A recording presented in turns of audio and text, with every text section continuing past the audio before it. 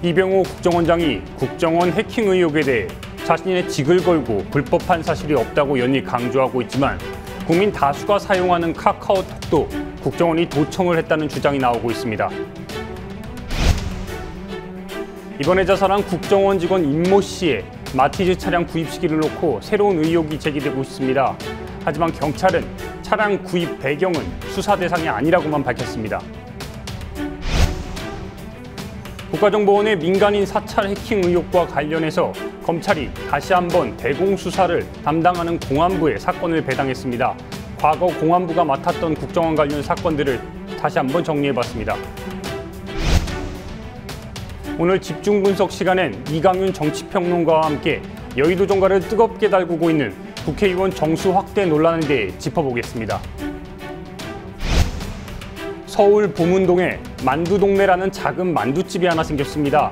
젊은 아기 엄마와 10년 넘게 노숙한 아저씨가 일하는 곳인데 어떤 사연이 있는지 직접 만나고 왔습니다.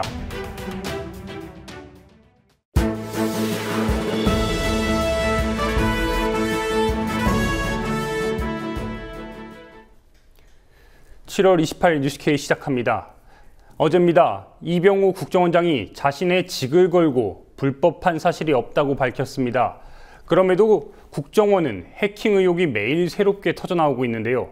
국민 다수가 사용하는 카카오톡에 대해서도 국정원의 해명과 달리 사실상 도청이 가능하다는 주장이 나오고 있습니다. 안은필 기자와 한번 짚어보겠습니다. 안녕하십니까? 안녕하세요. 네, 국정원의 해명이 계속되고 있습니다. 이런 가운데 해명이 계속되고 있지만 의혹 자체는 지금 여전히 풀리지 않고 있는데 명확한 근거를 제시하지 않아서 오히려 더 의혹이 더 커지고 있다는 지적입니다. 예, 그렇습니다. 이병호 국정원장은 어제 국회 정보위에서 직을 걸고 불법한 사실이 없다. 국내 사찰은 전혀 없고 이탈리아 해킹팀의 해킹 프로그램인 리모트 컨트롤 시스템, 즉 RCS로는 카카오톡도 도청이 불가능하다 등의 해명을 한 것으로 전해지고 있습니다. 하지만 정작 이러한 주장을 뒷받침할 수 있는 근거 자료는 제출하지 않아서 비판을 받고 있습니다. 또한 국정원이 해명 과정에서 말 바꾸기를 했다는 지적도 나옵니다. 숨진 채 발견된 국정원 직원 임모 과장에 대한 설명이 달라진 건데요. 국정원은 어제 해킹 프로그램과 관련된 모든 일은 임 과장의 책임으로 진행된다고 밝혔습니다. 임 과장의 사망으로 관련 내용의 상당 부분을 알 수 없게 됐다는 겁니다. 하지만 국정원은 지난 19일엔 임 과장은 단순한 기술자에 불과하다고 말한 바 있습니다. 이러한 국정원의 태도에 정보위 위원인 김광진 새정치민주연합 의원은 국정원은 아무런 근거도 없이 믿어달라고 한다면서 정보위 회의장을 가리키며 지금 저 안은 거의 교회라고 말하기도 했습니다. 정보위 야당 간사인 신경민 의원도 오늘 비판의 목소리를 높였는데요. 직접 들어보시겠습니다. 어제 정보위원회는 종교집회 합창을 연상시킨다는 느낌을 받았습니다. 국정원의 합창 내용은 이렇습니다. 믿어달라. 정보 사찰은 절대로 없었다. 자료는 국정원이 우스워질까 봐 내놓지 못하겠다. 또 하나는 임 과장이 그동안 운영 책임을 모두 지고 있었는데 고익이 돼서 할 길이 없다. 임 과장이 삭제한 51건은 모두 복구됐고 다 문제없다.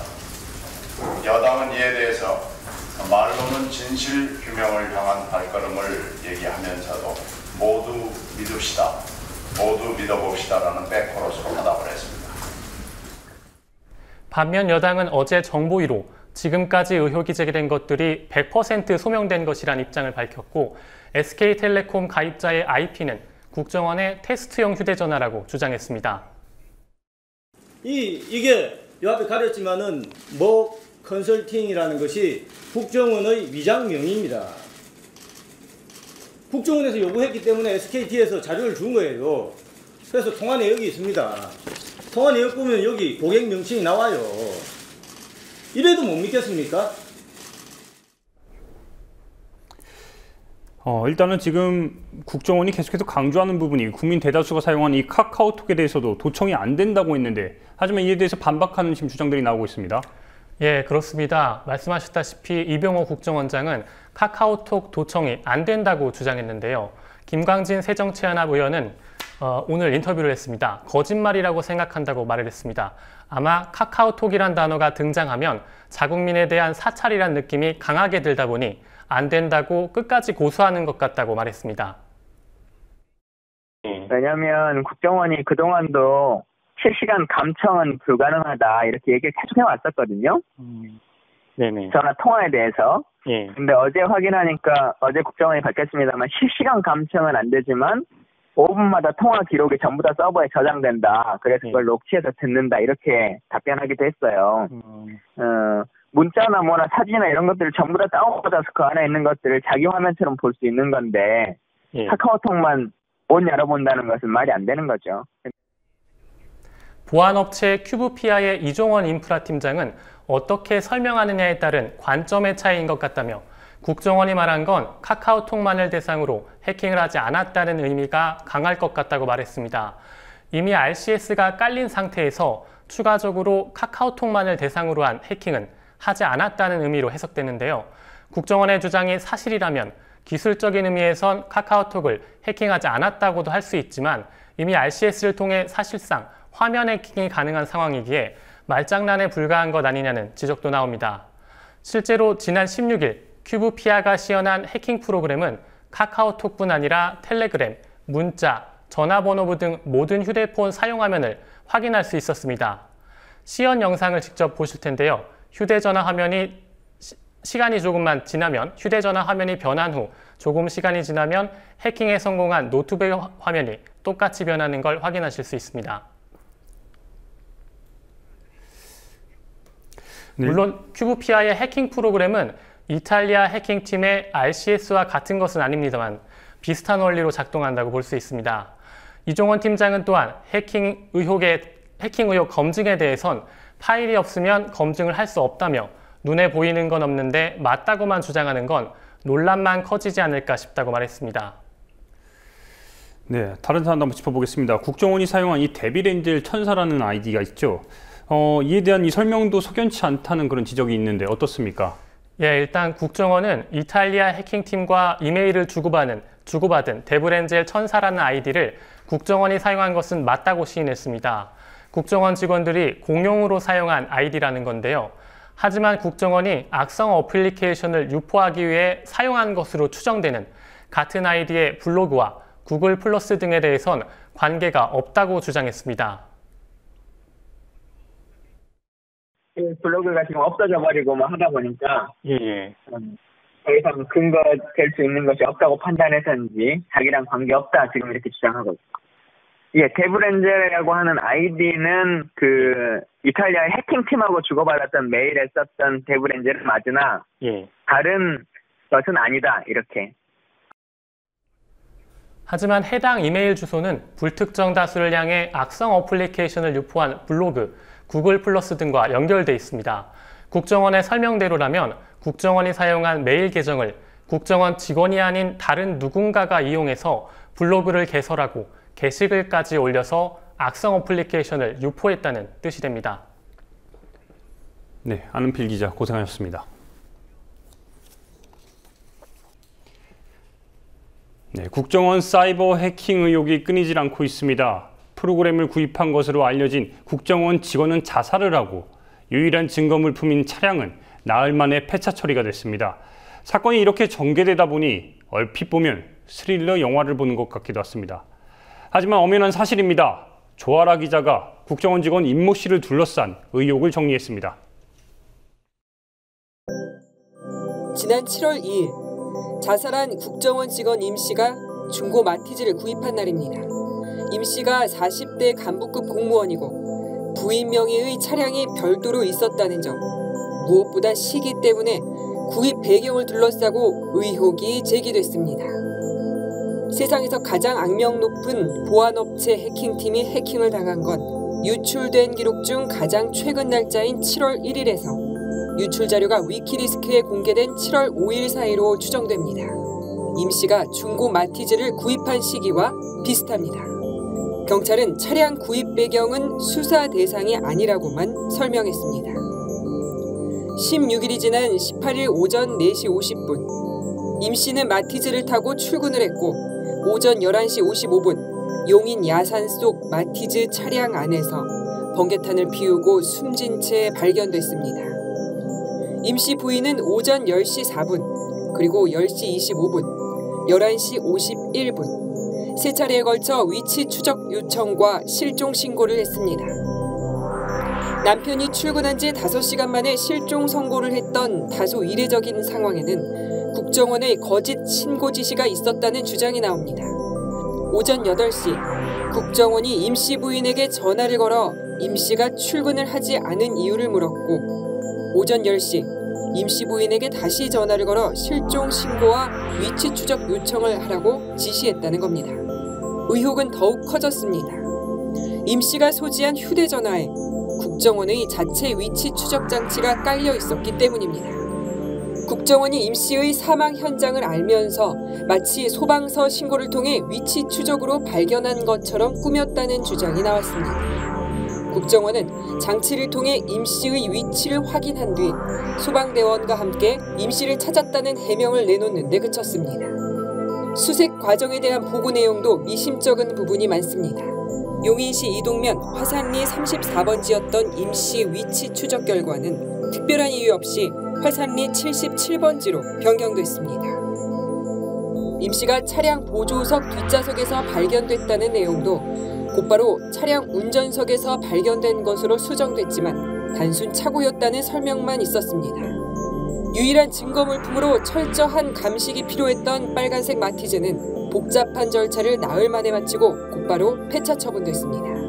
그저 유족의 결정이었다는 경찰의 답변은 더 큰 의혹을 낳고 있습니다. 구미TV 뉴스 조아라입니다. 국가정보원의 민간인 사찰 해킹 의혹과 관련해서 검찰이 대공수사를 담당하는 공안부에 이 사건을 배당하고 본격적인 수사에 착수했습니다. 사건의 성격과 과거 수사 사례를 검토해 배당했다는 것이 검찰의 설명인데, 과거 공안부가 맡았던 국정원 관련 사건들을 장부경 PD가 정리했습니다. 서울중앙지검 공안이부가 10년 만에 다시 국정원 관련 사건을 맡게 됐습니다. 공안부가 맡았던 국정원 사건들을 보겠습니다.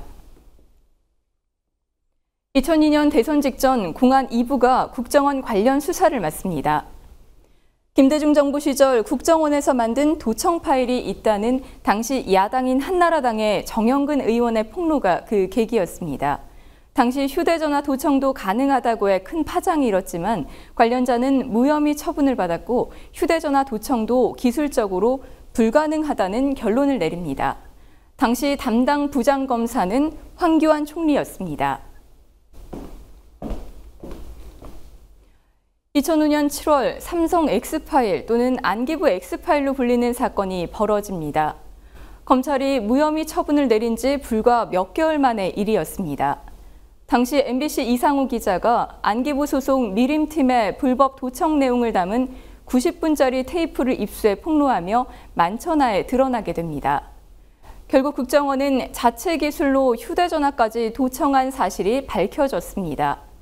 또한 삼성그룹의 대선 자금 지원 의혹, 검사들의 금품 수수 제공 의혹 등이 제기됐습니다.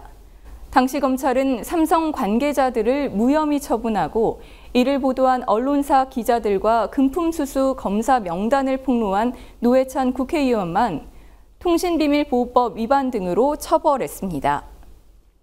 당시 수사를 총괄지휘한 검사 역시 황교안 총리였습니다. 2013년 국정원 대선 개입 의혹 사건입니다. 국정원 심리전단이 선거에 개입하는 글을 인터넷에 올린 혐의로 원세훈 전 국정원장이 기소됩니다. 야당이 원 전 원장을 고발하면서 시작돼 검찰이 국정원 직원들을 소환 조사하고 압수수색을 거쳐 원 전 원장과 김용판 전 서울지방경찰청장을 재판에 넘깁니다. 이 과정에서 원세훈 전 원장에게 구속영장을 청구해야 한다는 검찰과 이를 반대한 법무부의 갈등이 벌어집니다. 수사팀을 구성한 최동욱 당시 검찰총장은 혼외자 의혹으로 자진 사퇴했고, 당시 수사를 지휘했던 윤석열 팀장은 수사팀에서 배제됐습니다. 공교롭게도 당시 법무부 장관 역시 황교안 국무총리였습니다. 2014년 9월 1심 재판부는 원 전 원장의 댓글 활동 지시를 두고 정치 관여는 맞지만 선거 개입은 아니다라고 판결했고, 지난 2월 항소심 재판부는 국정원법, 공직선거법 위반 혐의에 대해 유죄를 선고했습니다. 하지만 최근 대법원이 사건을 파기환송한 상태입니다. 2014년 대공수사국이 간첩 혐의자를 수사하는 과정에서 증거를 조작한 서울시 공무원 간첩 증거 조작 사건입니다. 간첩 혐의로 기소된 유우성 씨의 항소심 과정에서 검찰이 법원에 제출한 문서가 위조됐다는 의혹이 제기됐습니다. 당시 국정원 관계자들은 재판에 넘겨졌으며 국정원이 관련 증거를 위조한 것으로 판명됐습니다. 당시 수사를 총괄지휘한 검사는 윤갑근 강력부장이었습니다. 2015년 국정원 민간인 해킹 의혹 사건입니다. 현재 새정치민주연합은 원세훈 전 국정원장 등 국정원 관련자와 해킹 프로그램을 국내로 들여온 나나테크를 피고발인으로 고발장을 냈습니다. 우선 나나테크가 스파이웨어를 수입 판매하는 과정에서 인가를 받지 않아 통신비밀보호법을 위반했다는 혐의입니다. 국정원은 이 스파이웨어를 전달하고 유포한 혐의로 정보통신망법 위반으로 고발됐습니다. 정작 관건은 국정원이 해킹 프로그램으로 민간인을 불법 사찰했는지의 여부입니다. 현재 수사를 총괄 지휘하는 검사는 김신 부장입니다. 국정원과 함께 대공수사의 한 축을 담당하는 서울중앙지검 공안부. 업무상 긴밀한 협조 관계를 유지할 수밖에 없습니다. 국정원 관련자들을 처벌했지만 정작 파일 속에 정관계 비리의 실체를 파헤치지 못했던 10년 전 사건이 되풀이되는 것은 아닌지 향후 수사 결과가 주목됩니다. 국민TV 뉴스 장부경입니다.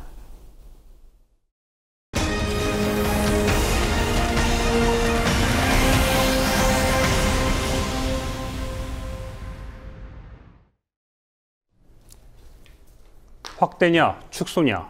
국회의원 정수 확대 논란을 놓고 여의도 정거가 매우 시끄럽습니다. 정치권에선 늘리자는 분위기가 높지만 국민 여론은 증원 반대가 분명해 보입니다. 오늘은 이 사안을 놓고 국회의원 정수 논란을 놓고 이강윤 정치평론가와 함께 짚어보겠습니다. 네, 안녕하십니까? 안녕하세요. 논란이 뜨겁습니다. 국회의원 정수 확대 늘려야 합니까? 줄여야 합니까? 네, 저는 개인적으로 봐서, 그리고 시대적 요구, 그다음에 국회가 수행해야 할 생산적 역할, 이런 것들을 감안하면 늘리는 게 맞다고 생각합니다. 우선. 그런데 다음에서도 이 얘기가 나오겠습니다만 우리나라 국회의원들이 얼마나 비능률의 상징이고 미움을 받고 있는지를 국민들 여론조사를 통해서 엿볼 수 있죠. 무슨 소리냐, 늘리다니, 지금도 많다, 줄여도 팍 줄여라, 응? 꼴 보기 싫다, 이런 이제 우선 심정적 반응이죠. 정서적 반응이고. 근데 사실 정치의 상당 부분이 그런 정서를 떠날 수가 없습니다. 배를 물에서 뜨게 하는 것도 물이고 그 배를 뒤엎어버리는 것도 물, 민심인데 그 민심이라는 게 결국 정서의 총합인 거죠. 그동안 국회의원들이 밉상 받을 만은 했죠. 제대로 일하는 것 같지 않고 보면은 그냥 몰러 다니면서 땡깡이나 부리고 나랏돈이나 쓰는 것 같고, 지들끼리 무슨 꿍꿍이에 아직도 비리 이런 거 있는 것 같고, 권력자로 군림하려고 하는 것 같고, 그러다가 몰아서들 무슨 법이 어떻게 되는지도 모르게 그냥 하룻밤에 100몇 건씩 뚱땅뚱땅 이렇게 해치우고, 그다음에 걸핏하면 지금 이제 국회 선진화법 들어오고 나서는 쌈박질하는 장면은 좀 없어졌습니다만 아직도 그 인상은 굉장히 강하게 남아있는 거죠. 그래서 국민들 정서는 대단히 곱지 못하다, 이런데 할 일이 많고 현대사회가 계속 다분화되고 이해관계 조정해야 할 것들이 커지고 하니까 지역구 출신 의원들, 이른바 서울 중구는 누구다, 부산은 누구다, 광주는 누구다, 이런 거 말고 직능 대표, 전문성 있는 사람들 대표. 그 다음에 우리나라 정치의 고질병이 그 지역 할거주의라는 게 있지 않습니까? 이것을 구조적으로 완화시키기 위해서도 권역별 비례대표제 이런 걸 도입하면 지금 이 소선거구제는 all or nothing이거든요. 승자 독식인데 서울시 전체로 보면은 뭐 새누리당이 몇 석, 새정년이 몇 석, 정의당이 몇 석, 또 다른 당이 몇 석 이렇게 나눠 갔지만 전체 득표율을 정당별로 또 집계를 해보면 아깝게 2등한 곳이 여러 곳 있는 정당도 있을 수 있잖아요. 근데 소선거제로만 하면은 1등이 한 표만 많아도 1등이 다 가져버리니까 그럼 표의 등가성에 좀 문제가 생기니까 이런 걸 반영할 수 있거든요. 그래서 저는 늘리는 게 좋다고 봅니다. 네, 그럼에도 불구하고 오늘 지금 리얼미터 여론조사를 보면 상당히 국민의 어쨌든 과반 이상이 지금 절대 늘려서는 안 된다 이런 이야기인데 물론 심정적으로 말씀하셨지만 그 표 한번 저희가 준비를 했습니다. 함께 보면서 말씀하시죠. 그러시죠. 네, 지금 첫 번째인데 세비를 삭감을 전제를 했음에도 불구하고 의원 정수에 대해서 확대 찬반에 대해서 물었더니 반대가 무려 57.6%입니다. 찬성보다 2배 이상 많은데 어떻게 보십니까? 그렇죠. 그러니까 57.6%면 뭐 60% 육박하는 거 아니에요? 네. 10명이면 6명이 그것도 의원들 급여, 월급, 이제 세비라고 부르는데 그거를 반 정도로 대폭 깎는다고 하고 조금 숫자를 늘리면 어떻겠습니까? 그 말은 전체 의원 유지에 드는 비용은 지금과 동일하게 하겠다 이런 얘기잖아요. 네, 그렇게 월급은 깎는 대신에 지원금은 깎는 대신에 숫자를 좀 늘리면 그런데도 국민들 열의 6분은 무슨 소리냐 늘리지 마라 이거 아닙니까? 물론 저런 것들의 좋은 점과 나쁜 점, 문제점과 필요한 점 이런 것들이 골고루 균형 있게 보도가 되고 토론되고 이것들이 유통되면 사람들의 의식은 당연히 바뀔 수 있는 거예요. 지금 현재로 그냥 저렇게만 딱 물으면 사람들은 국회의원 또는 국회의원이 되고자 하는 사람들 이른바 통칭해서 정치권 사람들에 대해서 굉장히 곱지 않다라는 것을 보여주는 거고 저는 저것 때문에 뭘 결정하거나 그런 건 아니고 아시다시피 여론조사는 항상 무엇을 결정하는데 이제 유용한 참고자료로 보자는 것인데 저기서 새겨들어야 할 건 많죠. 그럼 왜 저렇게 많은 분들이 세비를 줄여서 즉 국회 운영 한 명 운영하는데 1년에 최소한 뭐 본인 세비만 1억 원이고 나머지 보조하진 그다음에 사무실 제공하고 각종 특혜나 이런 것들 하면은 10억이 훨씬 넘거든요. 뭐 14억 원은 될 거다 이런 말들도 하는데 지금 300명 아닙니까? 그럼 벌써 그것만 해도 직접 경비만 420억, 500억 원 가까이 된다는 건데 그 돈은 그대로 두고 그러니까 급여를 확 줄이고도 안 하겠다 그러면 왜 국민들이 저걸 극도로 싫어하는지를 알아야죠.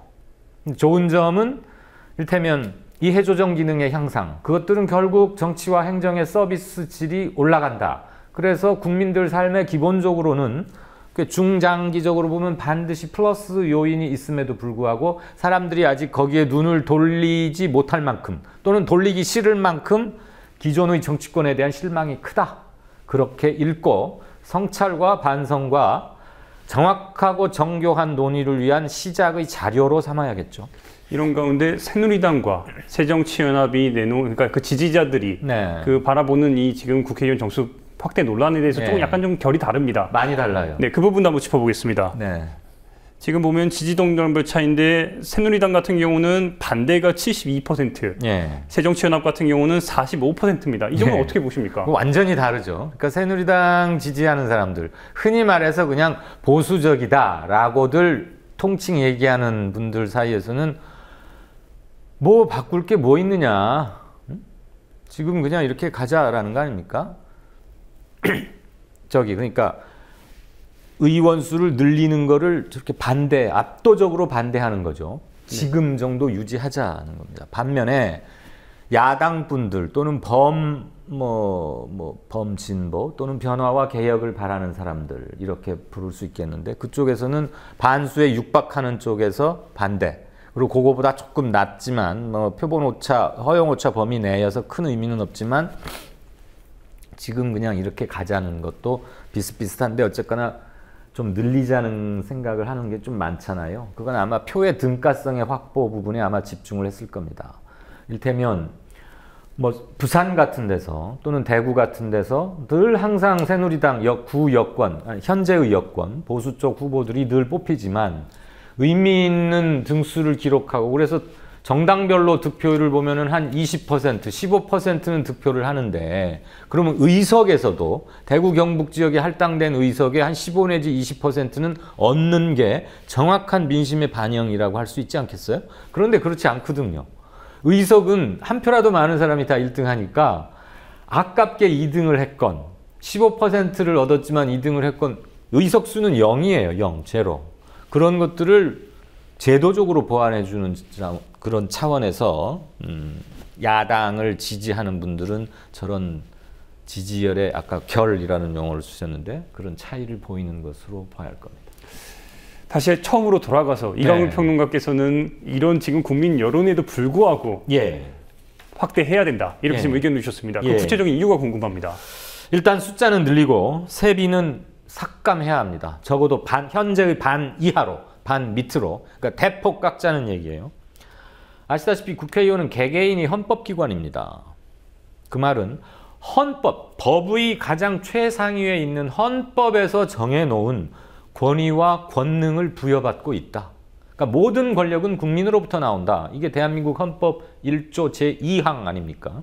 1항이 대한민국은 민주공화국이다라는 것이고 그만큼 권력의 원천인 국민의 대표, 대의제로서의 대표를 헌법에서 그것도 아주 강력하고 분명하게 보장하고 보호하고 있다라는 거니까 그것만으로도 저는 국회의원, 개개인이 헌법기관인 국회의원의 권위와 권능 그리고 책무감 이런 것은 보장이 된다고 보고요.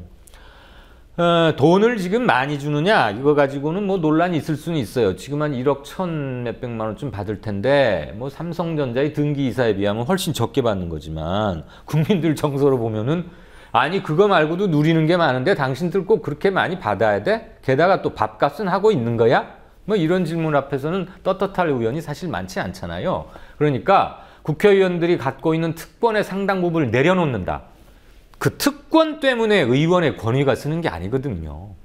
의원에게 그런 특전을 부여해 온 것이지 의원의 권위는 이미 개개인이 다 헌법기관이라는 헌법 제1조의 2항 그것만으로도 저는 충분히 보장이 된다고 봅니다. 그다음에 숫자가 많아지면 말하자면 숫자가 많아지면 희소가치가 떨어지니까 쉽게 말해서 금값이 뭐 방송용어로 부족합니다만 무슨 금값이 먼 값도 이렇게 떨어지는 거 아니냐? 그렇지 않다고 봐요. 헌법에서 정하고 있는 정신은 그대로 유효하고 제 역할을 하면 그래서 칭송을 받거나 칭찬을 받는 의원이 늘어난다면 이를테면 지금보다 의원을 100명을 늘렸는데 그럼 지금 300명이니까 100명을 늘리면 한 33% 늘어나는 거 아니에요? 사람들이 느끼는 체감하는 국회의원이 늘어났는데 똘똘하고 일 잘하는 사람 때문에 우리가 만족감이 높아졌다가 그 30% 순증 분보다 만약에 더 커진다면 사람들 훨씬 좋아하고 만족할 거 아닙니까? 그렇기 때문에 특권과 온갖 특혜와 그동안 뭐 비행기도 공짜, 아니 기차도 공짜, 뭐 한 달에 뭐 200리터인가 500리터인가 뭐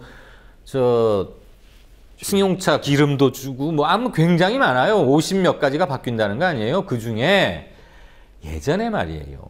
뭐 이렇게 이런 데다가 딱 어깨 힘주고 다니던 그런 권위주의 시절에는 내가 그대들과 다르다는 것을 뭔가 외적인 것으로 구분하는 그런 제도가 많았죠. 이른바 권위주의 아닙니까? 우리가 택할 것은 권위지 권위주의는 버려야 할 겁니다. 그러니까 그 의원들에게 주었던 특권, 특전, 은혜 뭐 이런 것들 중에 국민정서사에서 입각해서 대폭 버려버리고 급여도 줄입니다. 그리고 보좌관도 공동운영제 이렇게 할 수 있는 거예요. 당별로 공동운영을 하게 하거나 아니면 상임위별로 전문 인력을 갖춘 사람들의 풀을 만들어 놓고 그들은 정말 당리당략에 휩쓸리지 않고 오로지 중요한 입법과 정책을 위해서 봉사한다. 그리고 그걸 의원들이 공동으로 사용한다. 이렇게 해도 아무 문제 없는 겁니다. 궁극적으로는 스웨덴이나 북유럽 같은 시스템의 명예직으로 기쁘게 봉사하는 그리고 자신의 전문성과 경험을 국정에 투입하는, 그리고 권력의 원천의 선진화를 가져오는 그런 의원제도로 가는 게 좋겠다. 그러기 위해서라도 늘리자. 그 다음에 권역별 비례대표제의 장점은 아까 의석, 정당 득표율이 실제 의석 분포에서도 비슷하게 나올 수 있도록 20% 얻은 당이 의석의 20%를 갖게 하는 것. 1등 당이 45%라면 지금은 한 45%를 얻었지만 의석은 52%쯤을 갖고 있기도 하거든요. 그러지 말고 퍼센트로 정확히 얻은 만큼만 의석을 대로 하자는 거죠. 그렇게 하면 소수 배려는 자동으로 되는 것이고, 그러니까 권역별 비례대표제가 가져올 수 있는 지역감정 타파의 플러스 효과는 제가 아까 말씀드렸으니까 그걸 빼고라도 그런 점에서 저는 국민들께서는 좀 지금은 마땅치 않아 하시지만 늘리는 게 좋겠고, 그러기 위해서는 이것을 추진하는 측에서 국민들한테 공손하게 설득해야 돼요. 그래야 국민들 마음이 돌아서고 좋다. 그럼 당신들이 이렇게 늘리자고 해서 내가 받게 되는 정치 및 행정적 서비스가 늘어나야 한다. 안 그러면은 당신들 다시 줄이겠다. 뭐 이 정도가 되어야 진짜 국민과 소통하는 그거 아니겠습니까? 한 가지만 끝으로 더 여쭙겠습니다. 예. 그 야당에서는 이런 가운데 그럼에도 불구하고 야당에서는 또 다른 목소리가 나오고 있습니다. 예. 내부에서는 또 이런 지금 여론조사 결과가 나오니까 또 한편에서는 이거 늘려야 되냐, 이래서는 안 된다, 또 이런 반대의 목소리 나오는데, 그거는 아마 지금이 의원 정수 논란에 초점을 맞출 타이밍이 아니다. 국정원 해킹 사건 건에 집중해야 되는 거 아니겠느냐. 송곳이 이렇지만 이렇게 두꺼운 책을 뚫을 수 있는 것은 물론 이제 철이기도 하지만 뾰족하게 한 군데로 모아졌고 힘을 거기 집중하니까 계속 돌리면 이만한 두께의 종이도 구멍을 뚫는 거 아니겠습니까? 그게 끝이 뭉툭하면 몇 장도 안 돼도 구멍을 못 뚫겠죠. 지금은 의원 정수 논란을 제기함으로써 논점을 흐리게 하지 말자. 이거에 집중하자. 그런 점이 하나 있는 것 같고요. 아까 보셨던 국민들 여론조사 결과를 빗대서 이봐, 국민들이 이렇게 생각하고 있으니 지금 그 늘리자고 하지 마. 이것은 자기들이 현재 누리고 있는 밥그릇, 기득권 그냥 지키자는 얘기입니다. 그렇지 않겠습니까?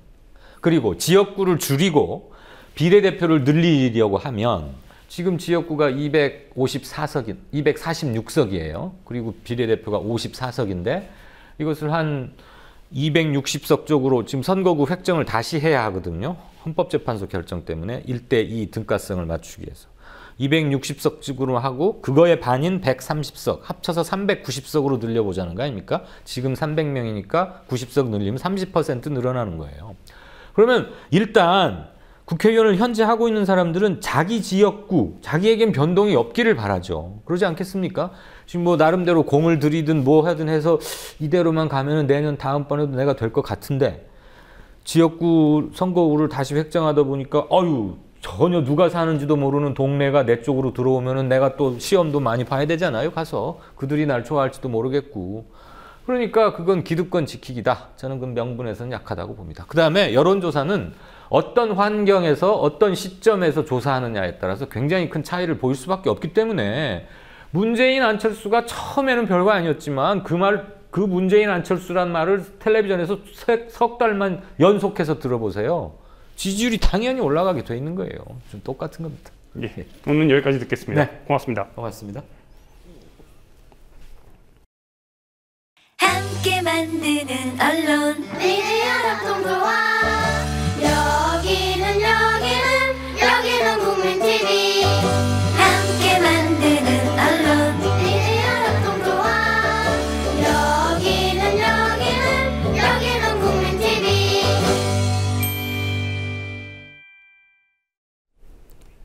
어제도 보도해드렸죠. 제주에선 현재 약 300여 명의 시민들이 강정 평화 대행진을 진행하고 있습니다.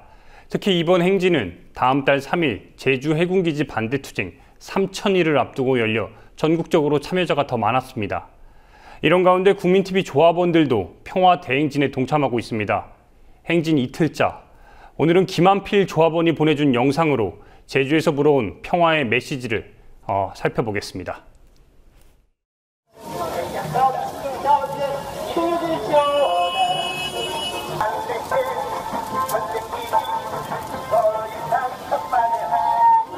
앞서봅니다.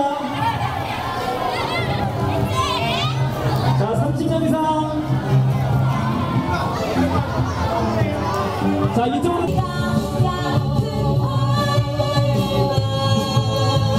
이런 기지가 건설되고 있는 것을 방관하고 그냥 모른 채 하는 것은 전쟁의 또 다른 가해자가 되는 것이다.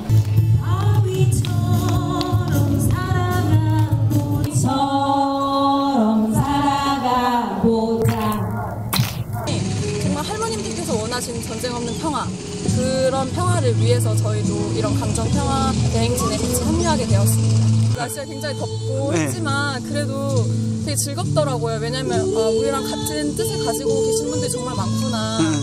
이런 것에서 좀 힘을 얻을 수 있는 것 같아요. 작년, 재작년에 와서 너무 좋았는데 이번에 오니까 우리 어린 학생들이 있어서 희망이 밝다는 것을 느꼈습니다. 끝까지 최선을 다하고 싶습니다. 감사합니다. 저는 고향이 원래 여기 서귀포 쪽이고요. 어릴 때 놀던 강정천이 저렇게 되는 거에 대해서 너무 마음이 아파.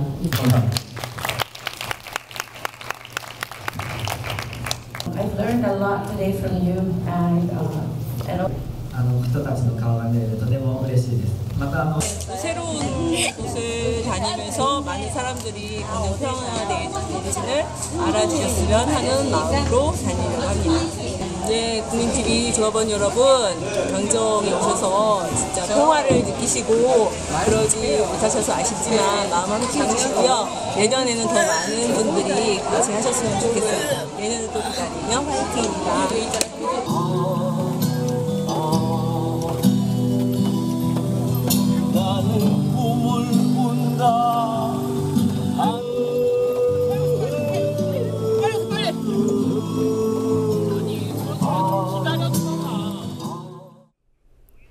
서울 보문동에 작은 만두집이 하나 생겼습니다.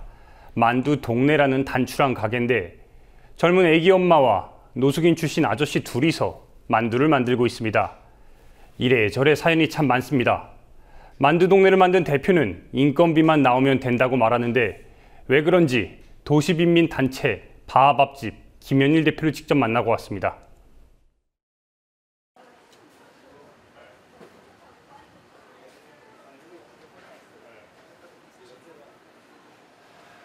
늘 새로울 거는 없고요. 저희는 늘 필요하면 그때그때 만든다. 이것이 저희들의 이제 가지고 있는 계획 아닌 계획입니다. 그리고 저희 그 공동체에서 같이 살면서 이제 바깥에서 일하고 직업을 갖고 이제 그런 분들도 있지만 저희 그 노숙하신 분들 이런 분들이 보면 자존감도 굉장히 많이 떨어지고 바깥에서 이렇게 일 못 하시는 분들이 좀 계셔요. 그다음에 이제 저희 공동체 애기 엄마, 아주 어린 애기들을 안고 있는 애기 엄마들은 애 때문에 또 바깥에서 일하기가 힘들고 그래서 우리가 뭘 할 수 있을까, 그분들도 할 수 있는 일을 좀 하면 좋겠다. 그래서 이것저것 찾다가 마침 또 저희 주변에 그 30년 동안 만두를 이렇게 만들어 온 분이 계셔요. 그분한테 만두를 알려주십시오. 그래가지고 저희가 한 2-3달 동안 계속 매일매일 그분을 통해서 그분이 만두를 알려주셨어요. 그래가지고 계속 만두를 빚고 만들고, 그래서 그분이 이제 셰프라고 이제 하시는 그분이 이 정도면 판매를 해도 되겠다. 그래서 저희가 이제 오픈을 하게 된 거죠. 어쩔 수가 없었어요. 만두를 많이 할 수도 없고, 저희가 이제 기계를 들여서 만두를 찍어내거나 이럴 수 있는 상황도 아니고, 또 그렇게 하고 싶지도 않고, 이 손으로 만드는 일이라 손으로 물을 쓰는 것은 사실 좀 자활하고도 연결이 되는 일이에요. 그래서 돈을 많이 버는 것보다는 이분들이 자기 손으로 무엇인가를 계속 만들고 또 손을 쓰고 이런 것들이 여러 가지로 유익이 있겠다 싶어서 이제 저희는 피레이부터 시작을 해서 만두, 소 모든 것들을 원재료를 가져다가 다 저희가 해요. 그래서 그렇게 하다 보니까 만드는 개수도 풀로 만들어야 800개고 만두 종류도 여러 가지를 하면 힘에 너무 붙여서 그렇게 2가지로 딱 하고, 네, 일단 저희는 2사람이 있는데 그 애기 엄마 18개월 된 지금 딸내미를 하나 데리고 사는 애기 엄마하고 예전에 한 10몇 년 동안 노숙하셨던 우리 또 럭셔리 형님이라고 하는 그분하고 이렇게 2분이 하세요. 한 분은 이제 만두 속을 만드는 쪽을 맡아서 하시고, 한 분은 이제 만두 피를 만드는 쪽에 만드는 일을 하시고, 이렇게 이제 약간 분업화돼서 일을 하시는데, 두 분 다 바깥에서 일을 하시기는 좀 힘든 상황이에요. 3년 전에 제가 이 부부의 주례를 섰어요. 애기 아빠는 이제 북한에서 넘어온 세터민 출신이고, 그리고 이제 아내를 만나서 결혼을 하고 애를 낳았는데, 한국 사회에 적응하기 힘들죠, 세터민들이. 그래서 이것저것 계속 하고 있는데 실패와 실수를 반복하고 있고 좀 헤매고 있는 상황이고, 그러다 보니 자기 몸 하나 건사하기도 힘든 상황에서 결혼해서 아내가 있고 아이가 있는 것을 굉장히 무거워하는, 그래서 잘 돌보지 못하는 그런 상황이에요. 그래서 제가 주례를 섰기 때문에 AS하는 차원에서 애기 엄마와 애기를 일단 제가 거뒀습니다. 그리고 이제 저희는 여기에서 꼭 어떤 이윤을 남겨서 뭐를 하겠다는 것보다는 이 두 분의 인건비가 나오는 것이 1차적으로 저희의 목표고요. 그거에 저희 동의하셔서 많은 분들이 도와주셨어요. 하루를 쓰다라는 달력 수익금으로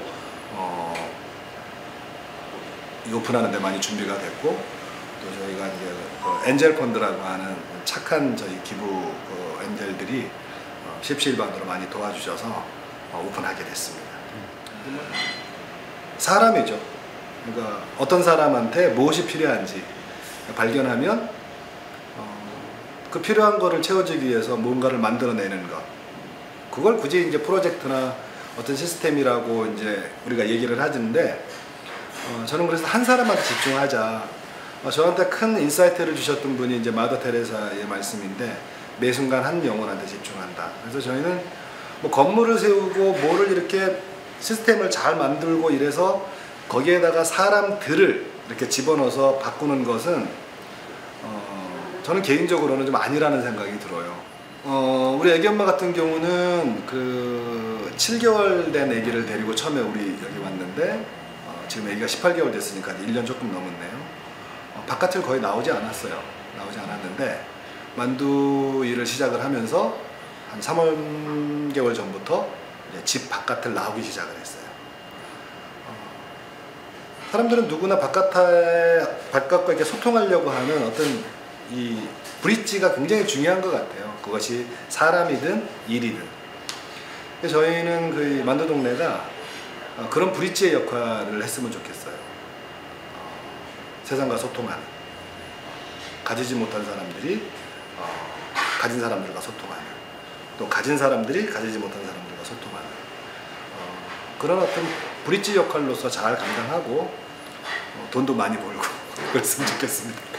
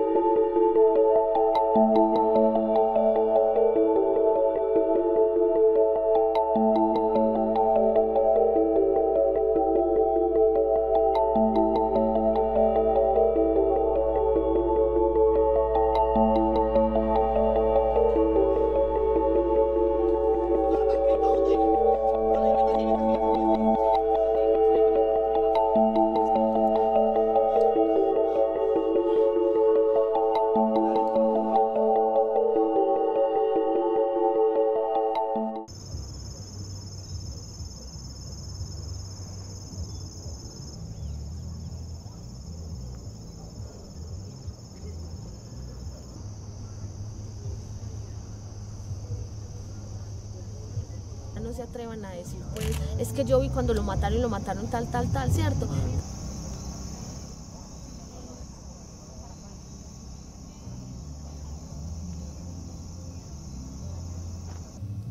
sentimientos encontrados, ¿cierto? Porque es de alegría, porque al menos esto es una gota de esperanza en un mar de impunidad, ¿cierto? De 13 años, pero también de dolor, ¿cierto? Porque se remueven muchas cosas y muchos sentimientos al saber que sí los vamos a encontrar, como también hay que manejar la posibilidad de que en este polígono 1 no se puede encontrar nada, ¿cierto? Pero al menos ya pudimos iniciar el proceso de excavación y poder empezar a abrir ese proceso de verdad.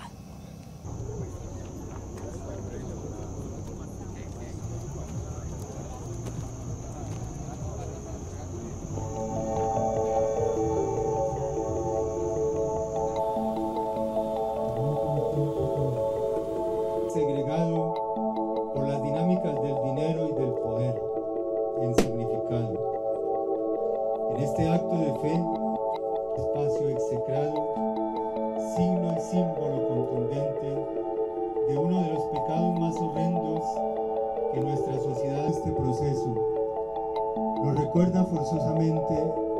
Aquí, desde la escombrera de lo que sucedió en los últimos 20 años en la violencia urbana de Medellín, es la posibilidad de reparar simbólicamente, de satisfacer el derecho a la verdad de tantas víctimas aquí en Medellín y que queremos replicar en toda Colombia. Frente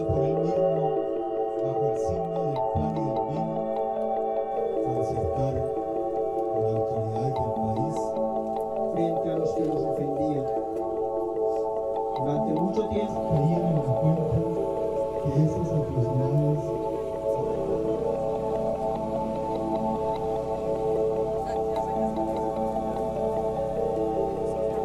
ya esta semana vamos a hacer pues todo lo pertinente a la adaptación, la tierra se mueve porque esto es una escombrera y ya en los próximos días ya empezamos a empezar a bajar los primeros 20.000 metros de tierra, que es lo que necesitamos bajar para encontrar los cuerpos que estamos buscando.